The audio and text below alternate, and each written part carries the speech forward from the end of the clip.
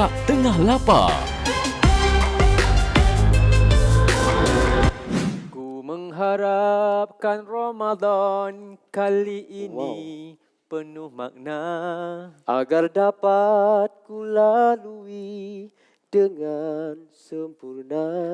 Ya, Borak Tengah Lapar. Assalamualaikum warahmatullahi wabarakatuh.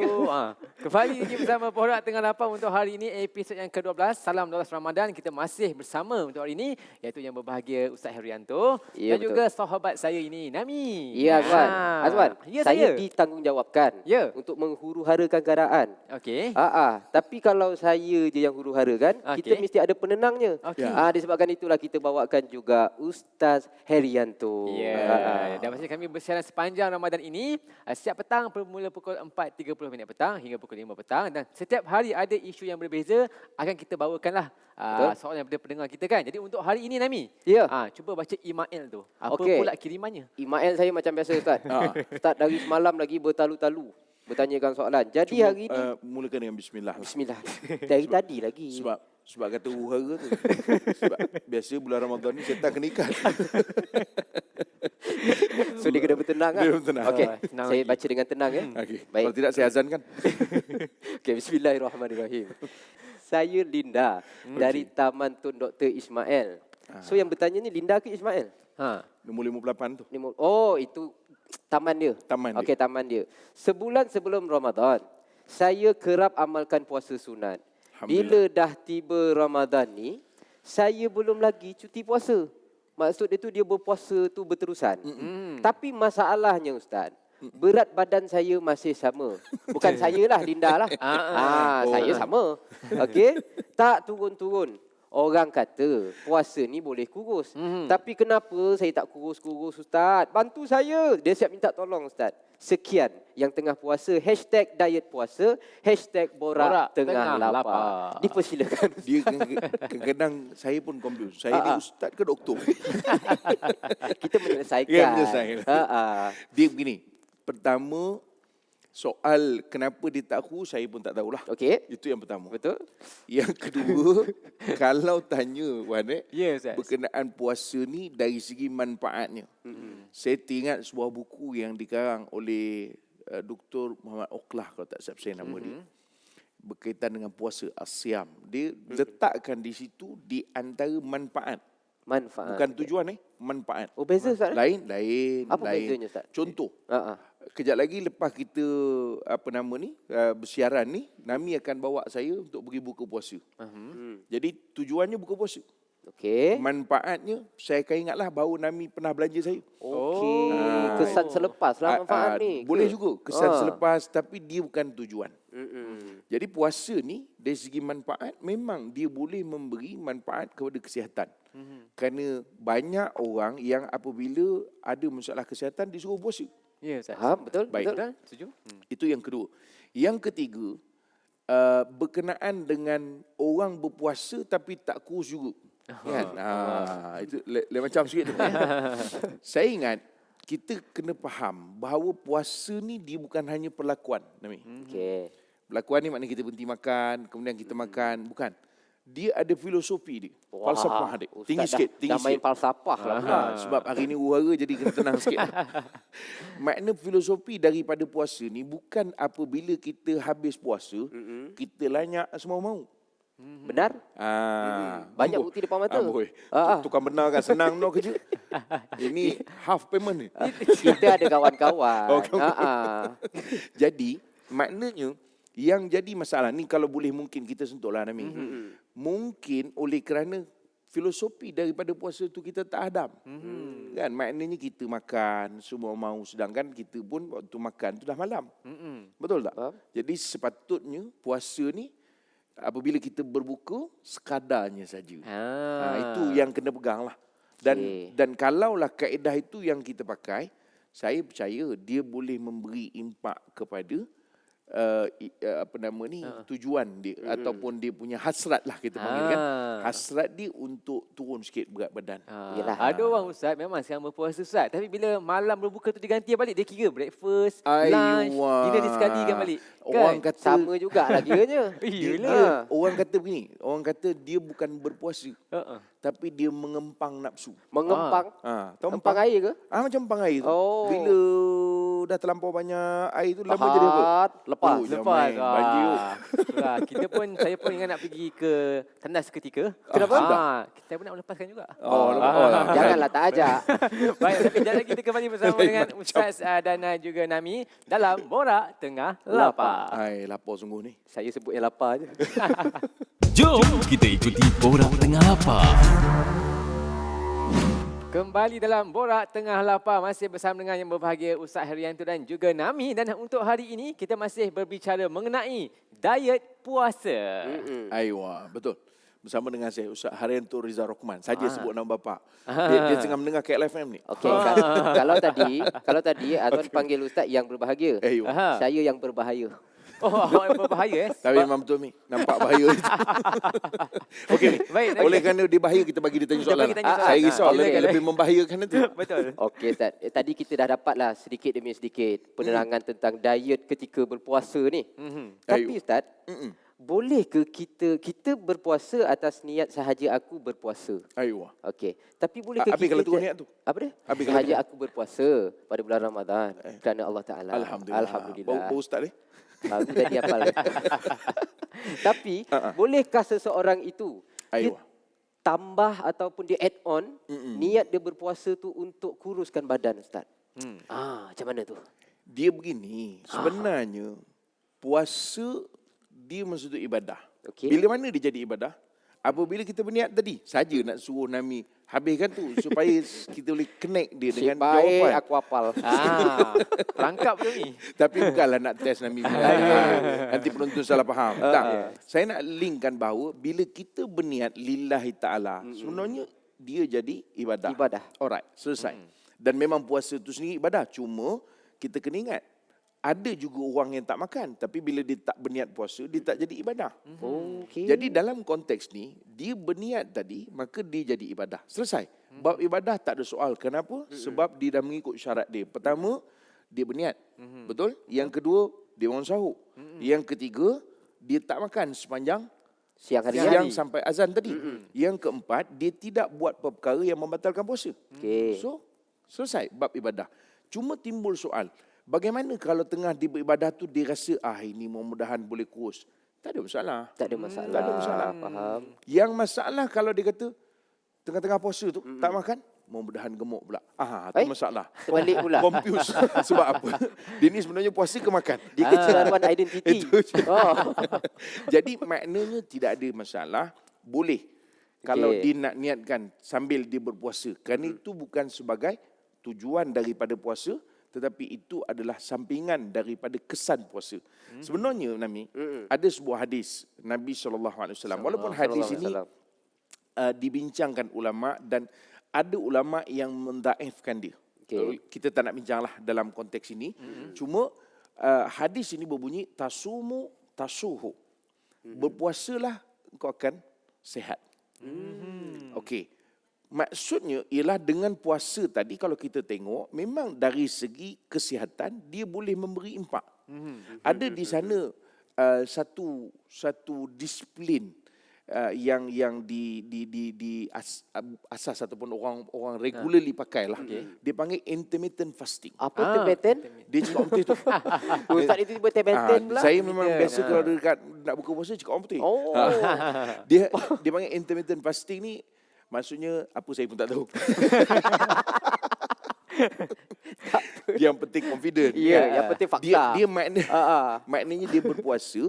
Tapi tujuan dia adalah untuk supaya dia boleh turunkan berat badan. Dan ini memang sebenarnya terhasil. Boleh jadi. Jadi sebab itu kalau kita kata berpuasa, dia boleh bantu untuk menurunkan berat badan dan dia tidak ada masalah. Tak ada masalah. Dari segi hukum, kalau yang Nami tanya tadi, Tak ada masalah. Tak ada masalah. Tak ada masalah. Jadi memang berkaitan lah orang kata puasa dengan kesihatan Ustaz ya. Cuma sebab itu hadis Nabi SAW ni, Sallallahu sebahagian ulama mendaifkan mungkin dari segi sebab disiplin ilmu hadis. Tetapi dari satu sudut yang lain, ada juga orang puasa naik darah tinggi. Oh. Sebab apa? Dia tidak puasa dengan cara yang betul. Okey. Misalnya time berbuka puasa, dalam keadaan dia berbuka macam kita sebut tadilah. Nabi SAW berbuka puasa dengan rutab. Mula-mula rutab. Kalau ada. Tahu rutab ni?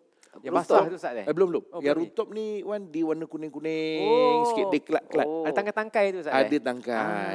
Jadi saya tak tahu harga dia berapa. Tapi mahal Sempat jugalah. awak baca sempat saya makan sebenarnya masa sahur tadi. Oh, Masya Allah.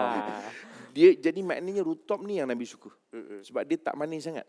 So kalau orang darah tinggi pula, orang kecil manis, elok kalau dia buka puasa dengan rutab. Cuma dia mahal sikit lah sebab dengan tangkai-tangkai sekali dijual.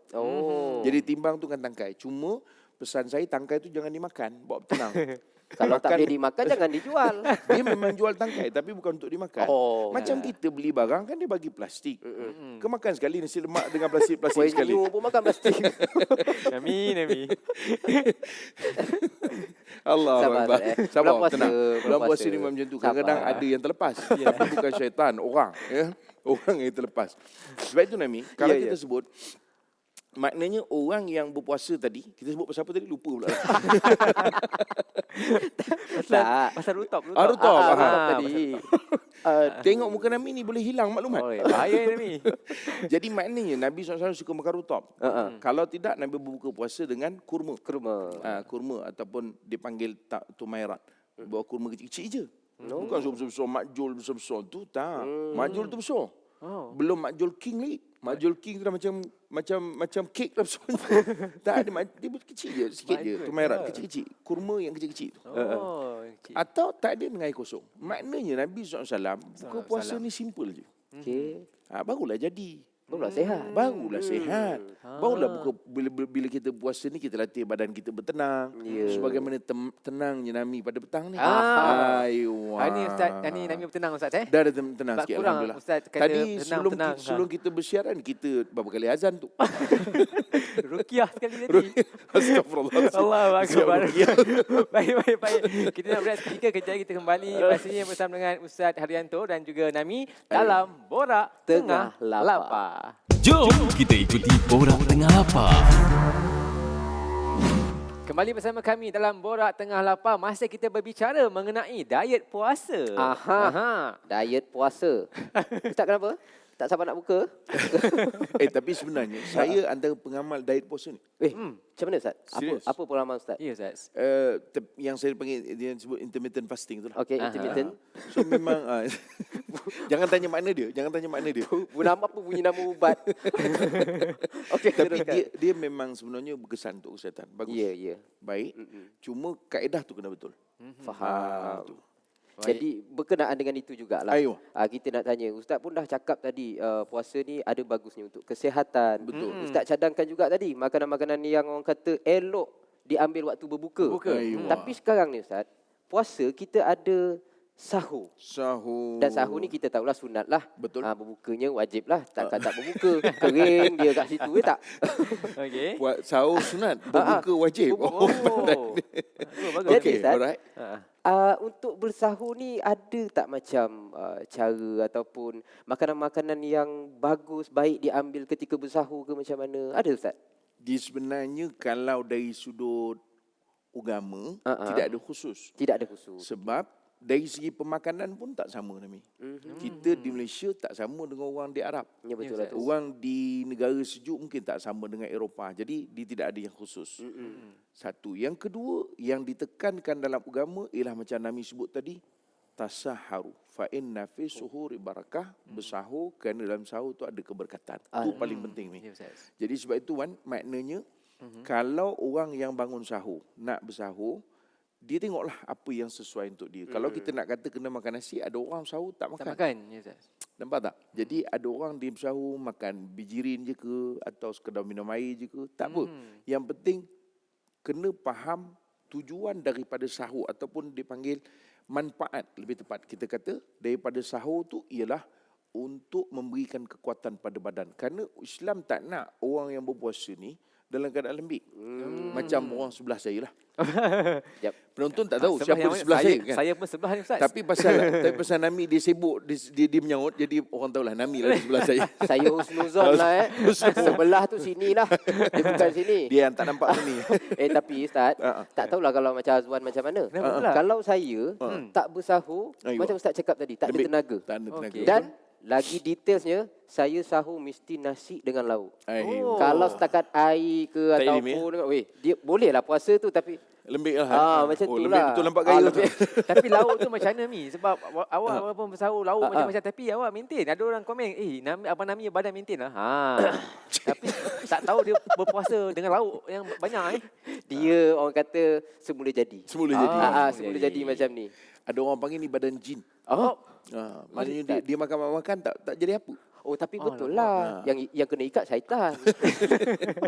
Tapi Mi, betul Nami sebut tadi. Maknanya kita kena ikut diri kita. Sebab itu pendengar kita, penonton kita, kena pegang prinsip tu.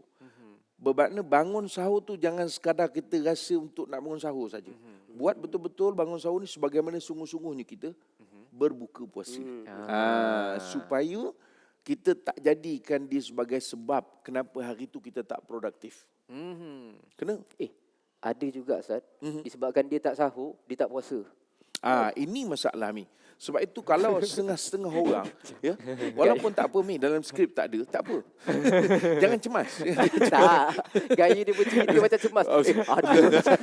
Macam Gaya bercerita tu. gaya Okey. bercerita.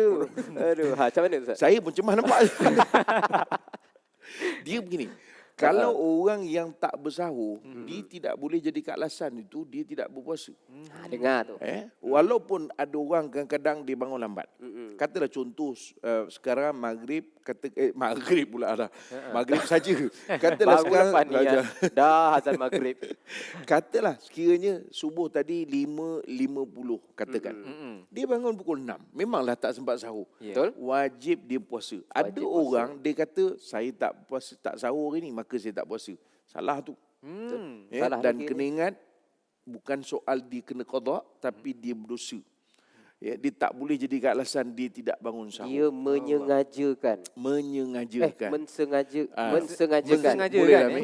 Teruk. Dan Ustaz, ada ke Ustaz, orang Ustaz, dia bila bulan Ramadan ni dia bertambah pula berat badannya. Dan disalahkannya pula sebab makan malam lah, makan subuh lah, disalahkan pula sebab makan waktu-waktu tu. Macam mana Ustaz? Betul. Sebab itu Mi. Orang je kerja ni. Kecam je. Yang awak no terasa Hati. bukan orang taman Bukan. Orang lain ni. Oleh dia sebab apa Wan? Isunya ialah pemakanan kita. Sebab tu kalau orang yang nak jaga dia boleh berbuka sebab kita kena ingat berbuka dengan kurma ni gula. Ya Ustaz. Okey. Dan Nabi SAW kalau tak buka dengan rutub tadi Nabi buka dengan kurma. Kurma lah tamar. Kalau tidak dengan tamar, tak ada tamar, Nabi berbuka dengan air. Tak mesti makan manis. Sebab itu antara ada orang kadang-kadang dia makan manis ni terlalu banyak bulan puasa menyebabkan berat dia naik. So saya bagi idea terus. So dia berbuka puasa dengan air. Cukup. Lepas tu dia buatlah benda air lain ke yang simple-simple malam dan dia makan waktu sahur. Insya-Allah yang ini berkesan untuk membantu dia menjaga berat badan. Oi, dah jadi macam doktor lah. Doktor. Ada kelayakan kan? Ada. Ustaz serba boleh. Masih terasa. Alhamdulillah. Apa pun Ustaz, terima kasih Ustaz untuk perkongsian yang ilmu hari ini. Semoga bermanfaat untuk kita semua yang bersama dalam Borak Tengah Lapar. Tapi kepada yang mungkin terlepas ataupun mungkin baru bersama kita, jangan bimbang, esok insya-Allah pada pukul 5.30 pagi anda boleh dengarkan ulangannya Borak Tengah Lapar pada pukul 5.30 pagi. Waktu sahur tu Nabi. Ada ulangan Ada ulangan. Ada ulangan insya-Allah. Alhamdulillah. Jadi untuk hari ini selesai sudah. Esok insya-Allah kita kembali bersama dengan yang berbagi Ustaz Hairianto dan juga Nami pastinya menerusi Borak Tengah Lapar. Assalamualaikum warahmatullahi wabarakatuh. Borak Tengah Lapar itu tadi dibawakan oleh KLFM.